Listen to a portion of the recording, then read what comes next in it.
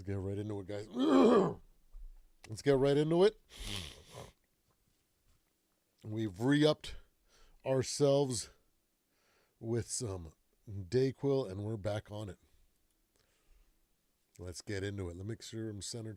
What's going on, Vikings fans? Welcome back to the Purple and Gold Bars Show. I am your host, Supreme Overlord, a.k.a. Mr. AI Man 3000, a.k.a. Mr. Purple and Gold Bars, at your service. We're back at it, guys. We're a little bit of a late start this week, but we're going to try to get everything covered. We need to get through our Bears-Vikings preview because we need to talk Bears-Vikings. So, let's get right into it. Got a little bit of an intro here for you. We got two rookie quarterbacks going at it. Two rebuilds continue to stay on track despite hiccups along the way. One fan base is chanting, "We got our guy," and the other still waiting for proof. Although, I think the proof has already been proven. So, the Bears come in red hot. The Vikings fighting for their playoff pulse, playoff hopes. Would you say?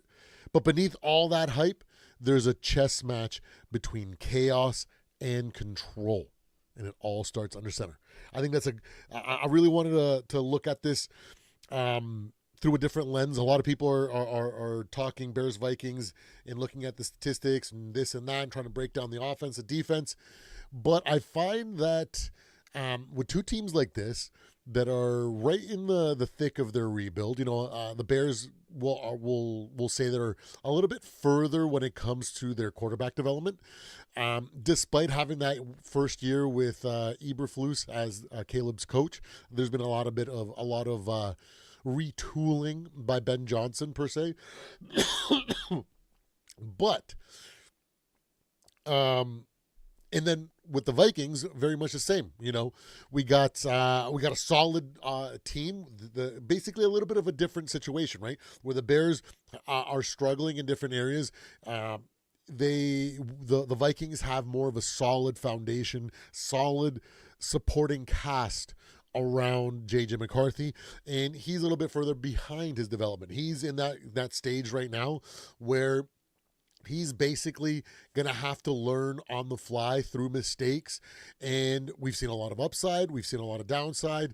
But I don't think that should give us anything to worry about. Because when I look at development, because I was a trainer and I've seen a lot of employees go through the ringer and I've seen a development in so many different ways. I see that the JJ is in that classic stage where he's an extremely talented guy. He's got a lot of upside, but he's got a lot of learning to do. What he doesn't know affects him at times, and we can see it through how he reacts on the field, and how the speed of the NFL kind of catches him off guard at times. But, and so even though he's got such a high upside, he's not really in that developmental stage where I like to call maybe like the gifted or the outliers, the guys that kind of make it look easy because they just kind of step into the role. And like Jaden Daniels, for example, or CJ Stroud in his first year, where they just kind of step into the role and things just come easy for them and they just produce at a high level early. And it takes a while before they start hitting a wall, finding that there are things that they need to work on. Jaden Daniels specifically with having to hit the gym and trying to bulk up, make sure he goes through the Michael Jordan decision of hitting the gym. He's got to eat like a bodybuilder and he's got to put on some muscle and become just like a functionally strong guy. So when people try to take him down, it's like taking down a tree where, that's what they said about Michael Jordan when he came out of that after getting beat down after season against the Pistons, the bad boy Pistons. After that, he came back and it was like, you couldn't shake him off his spot. He was very strong, and having that strength and that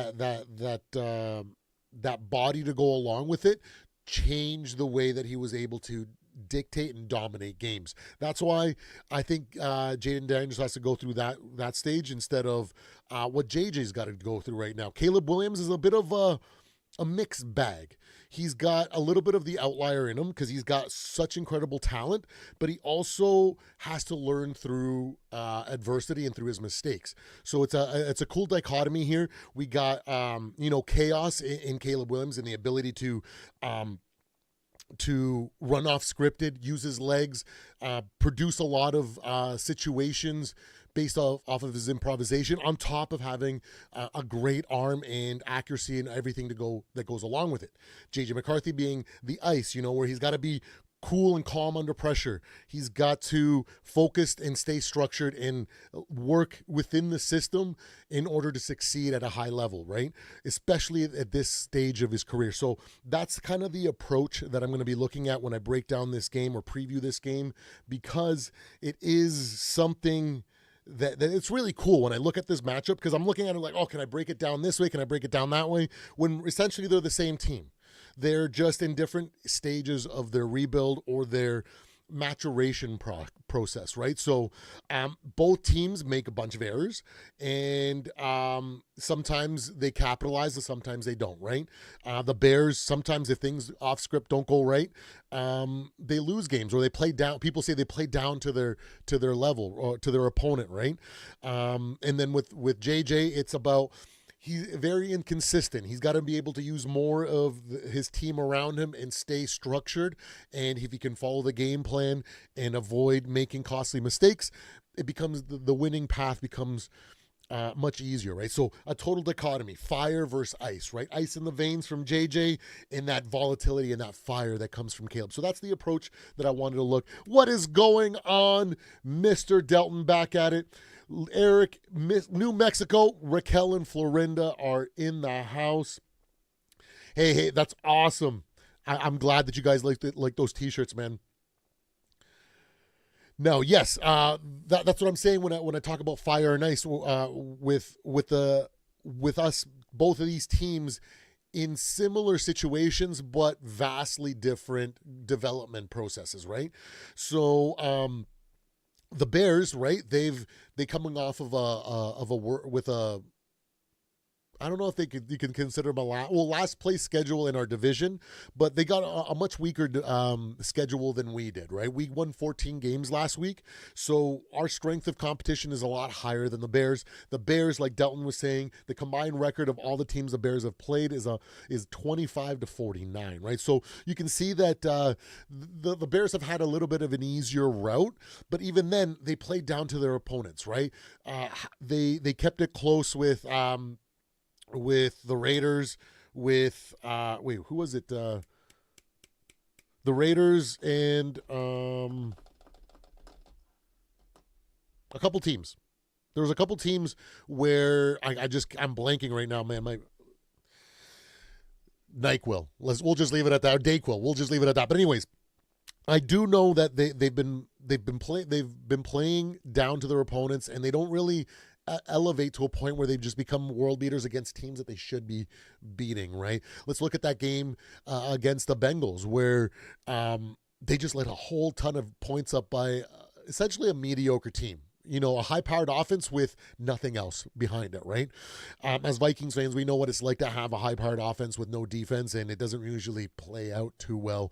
I know the defense for the Bears is a little bit banged up, but it plays a factor, right? So moving forward, let's talk about Caleb Williams first. He's got elite arm talent plus movement, right? So he's able to, off script, create some of these like a volatile fire kind of plays, like I want to kind of structure, or chaos, situations in order to come up with big plays. And that's not usually a recipe for success, but maybe that's just his DNA. Maybe that's just going to be always a part of his thing until he loses some of that athleticism, and then he might have to revert to being more of a pocket passer.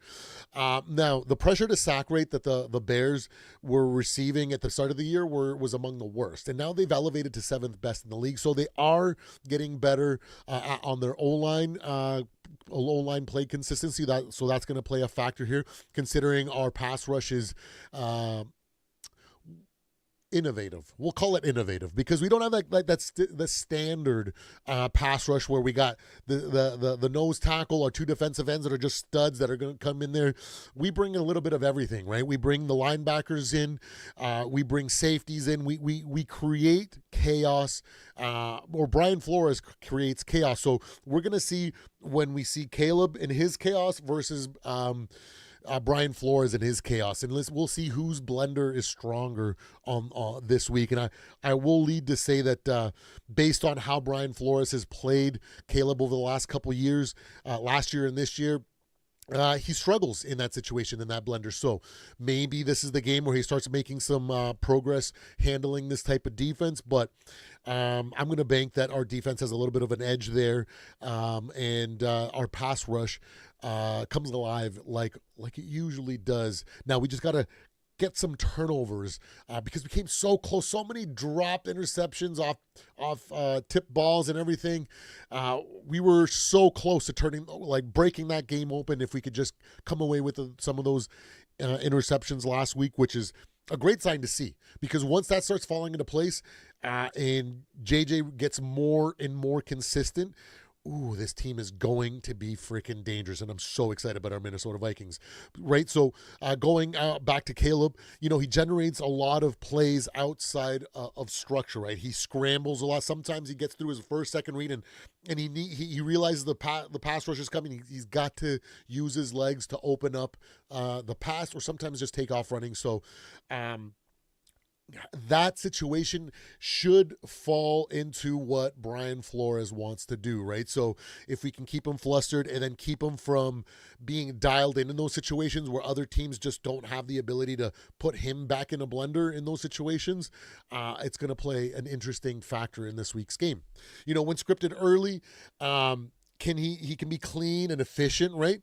But then after that, when he's flustered, when he gets put out of his game, that's when the fireworks could potentially happen. But thank goodness we got Brian Flores on the other side with that massive water hose putting out all those fireworks. And I think the scheme is definitely one of these schemes that gives a lot of trouble to Caleb. And I'd venture to say that this roster is probably the best roster he's faced all season. Well, maybe you could say the Lions, because the Lions put up 52 on them. But so the second best. We'll give them the second best, even though I think our roster is better than the Lions roster. Let's be real.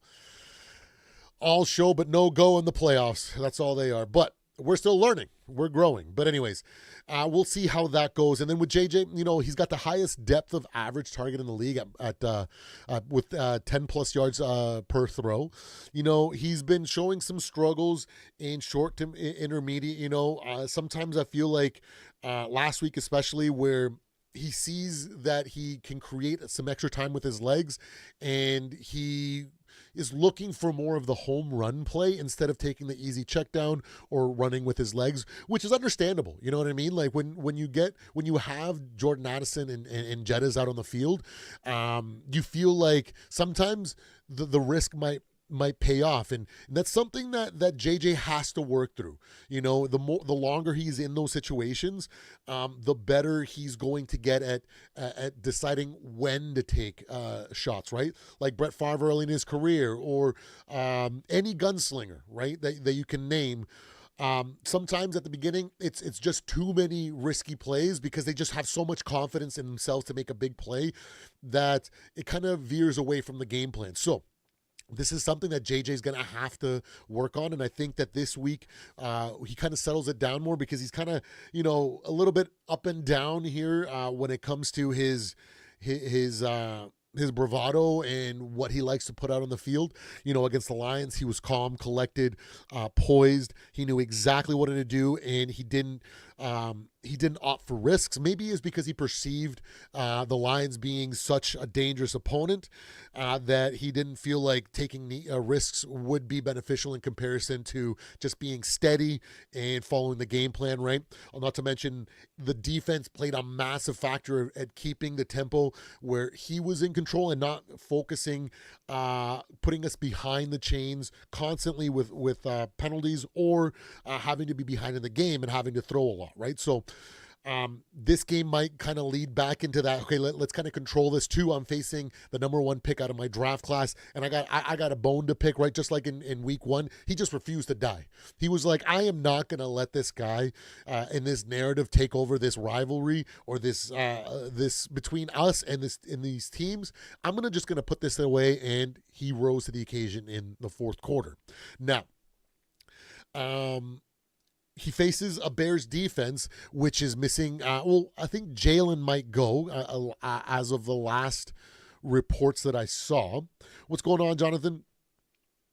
I don't think so, man. He'll put the Bears to sleep by watching all the inconsistencies that Brian Flores is going to pull out of him. He's never been able to do anything against Brian Flores, so that coupled against a Bears secondary, like I'm talking about, that's really banged up and is allowing a ton of plays and a ton of points. It should be a pretty much another breakout game for JJ. So it should be a pretty good game. And even though I think it might be a little bit closer than people think, we'll keep the predictions till the end. But that's going to be JJ's focus, right? He's got to key in on a balanced aggression with rhythm instead of looking for all those home run plays like he did last week, because he saw a lot of things and there were a lot of good decisions to be made. It's just bad situations that arose. Like, you can't have your number one receiver falling down when you throw him deep in a 50-50 ball, because it usually doesn't end well, right? So everything should kind of fall into play, and our home field advantage usually gives the Bears quite a difficult pill to swallow, especially early. By the second half, they should be warmed up, but it should be pretty easy when it comes to that. Now, who would you rather build a franchise around? JJ McCarthy or Caleb Williams? Me personally, I'm going to always pick JJ, because prior to the draft, I looked at everything there and I wanted JJ out of all the other guys in the draft class. And for a lot of different reasons. One, because in the playoffs, you're going to need to have that mentality that he has. He's a born winner. He's a leader. And having to deal with Kirk Cousins, then Sam Darnold, and it just isn't the thing.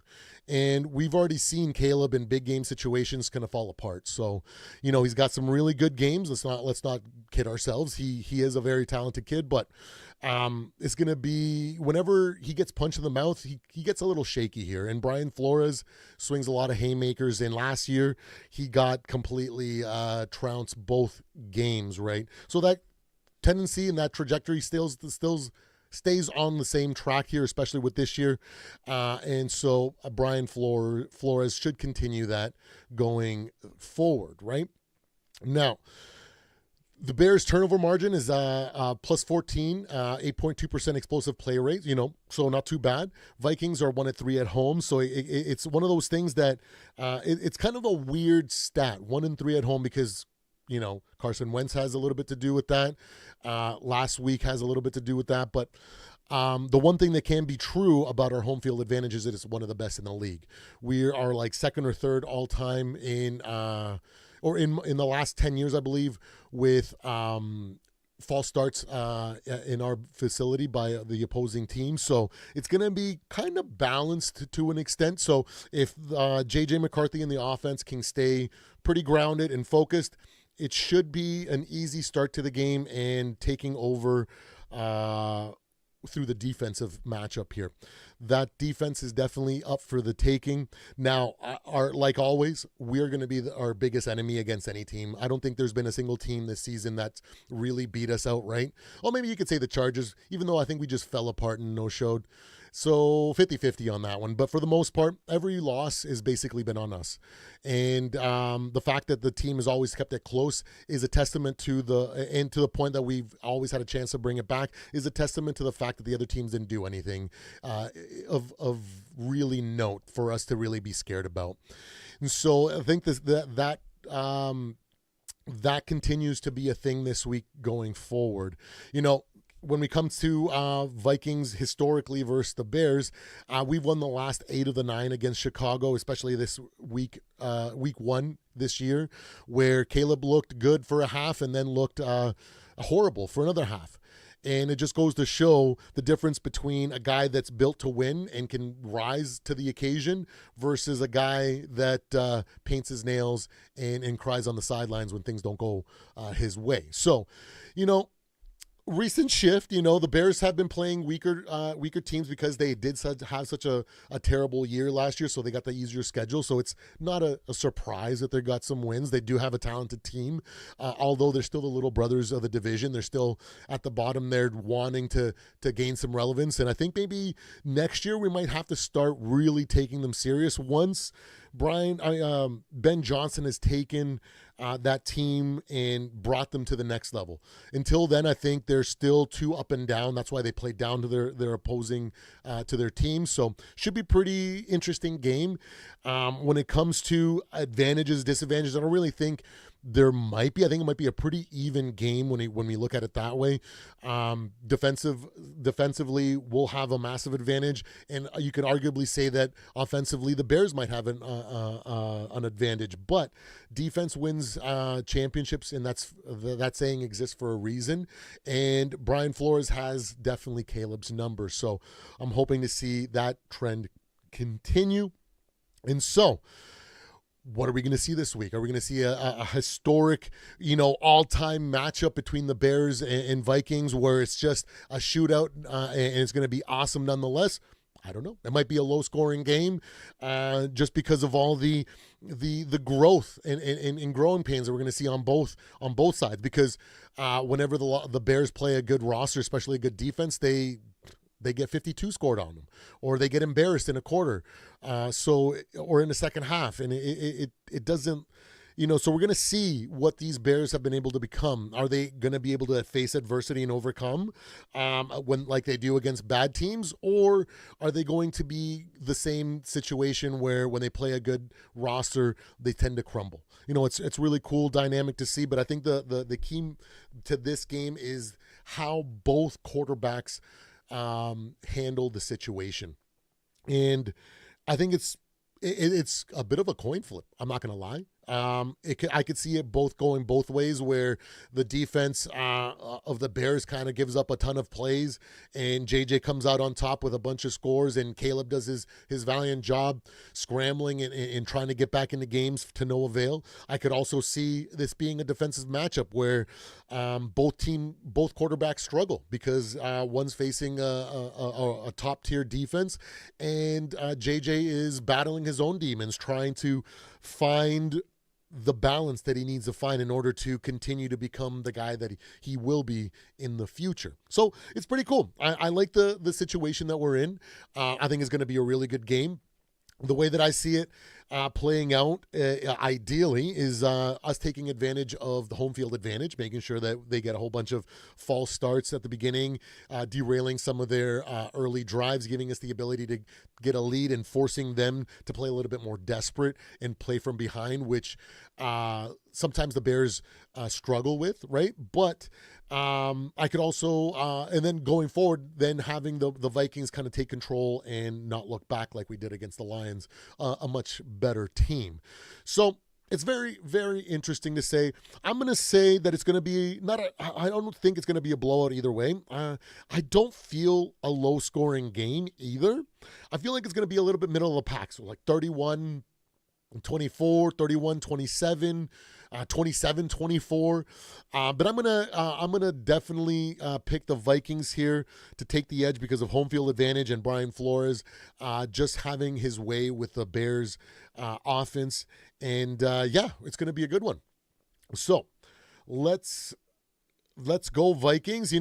Like I said, it's gonna be chaos versus structure. Can JJ McCarthy stay within the system, focus, keep that ice in his vein like we saw him against the Lions? Despite all the hiccups, he was able to rise to the occasion. Last week, he almost brought it back, for as bad as it was at times and the situations that came out.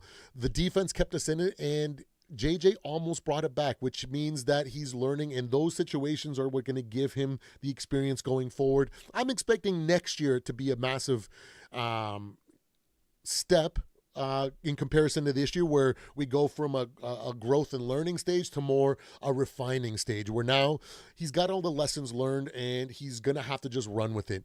Now, Caleb is in that different stage. He's getting more of a retooling stage, right? So we're going to see how this season plays out, how he plays in big games, and how the pressure gets to him. Because, you know, we know in college that when he faces adversity, or when he was in the big game and he lost, he ran to the sidelines and cried in mommy's shoulder or in her arms. So there is a question when it comes to Caleb to his mental fortitude in those situations. So I think the rest of the season is definitely going to show what he's really made of. He hasn't really had that situation last year. It's not like they were in any position to have those type of big games. It was more development, like we're seeing in year one with JJ here. But I think it's going to be a fun game regardless of the outcome. I could honestly, it's a coin flip, right? It could really go any way, but I'm gonna bank on the coin flip landing on the Vikings in a close 3-point game. I don't even know if it's going to be. I think it's going to be one of those clock management situations. Whoever gets the ball at the end of the game, kicking a field goal to win sort of situation.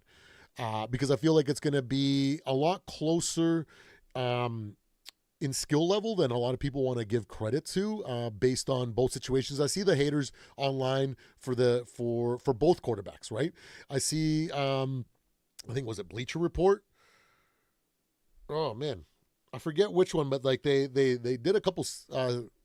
I think a write-up in a video where they put Caleb in clown makeup and basically predicting he's going to turn into a bust here over the next year or something or whatever. I can't remember. I just kind of laughed. I didn't even finish the video because I thought it was pretty laughable. Being a guy that comes from the corporate world and training employees, I understand development, and I see that Caleb's in development. So I'm not going to say one way or another what he is, even though I'll take my shots because, you know, we're content creators. We have to create some of that engagement and whatnot. But they're basically two guys cut from the same cloth, just from different ends of the cloth, you know. One guy's more on the clutch side and one guy's more on the explosive talent wise, and we'll see where their careers take them. I think there's going to be a lot of fun games in the Bears' future.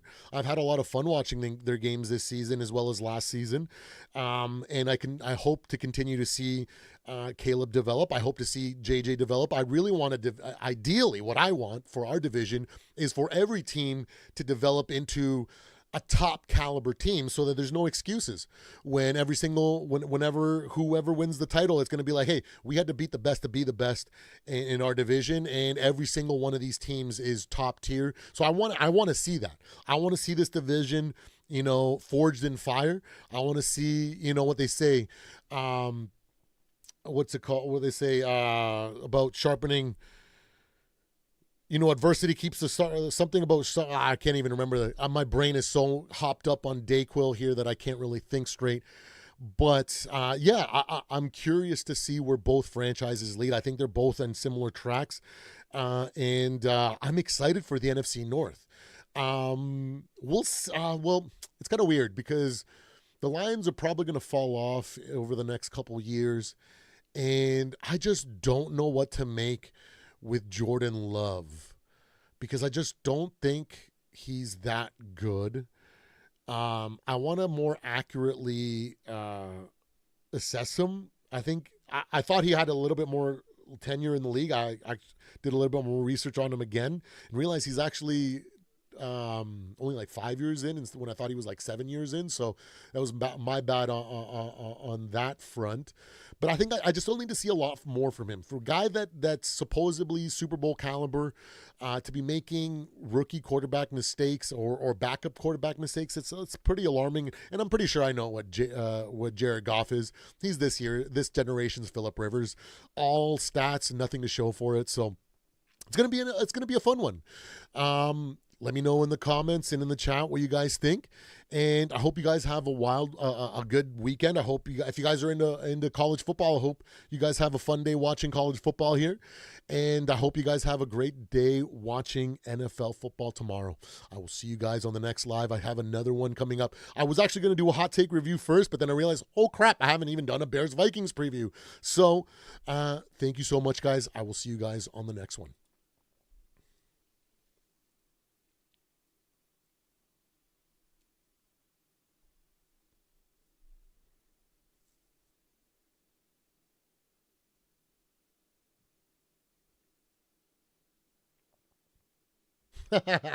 Got